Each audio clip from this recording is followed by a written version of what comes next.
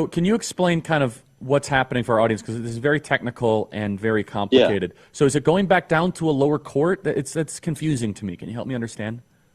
Yeah. So I don't have it down myself because I haven't gotten to read the whole case yet. As you know, it just came out. But basically, my understanding is they're sending it back to the district court because when we got our first injunction in district court against the Remain in Mexico program, the Biden administration came out with a second memo. They'd issued their first amendment memo getting rid of Remain in Mexico. When we won and got an injunction, they changed the memo while we were in the middle of litigation. And so basically the first rescission went up and the court struck that.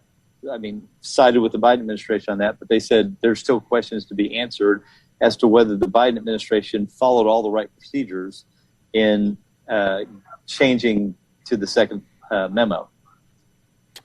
Got it. So, and then just so our audience can understand the details of this, essentially, it says that Biden can end MPP right now, but the district court in theory could come back and say he wasn't allowed to end it based on a procedural matter. I think that's right, isn't it?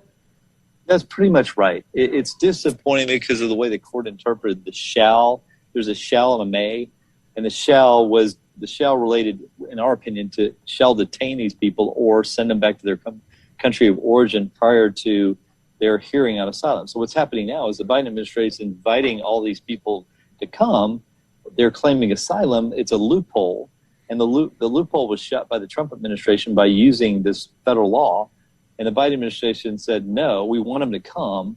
We want them to stay here as long as they're going to wait for their asylum hearing. And then most of them disappear.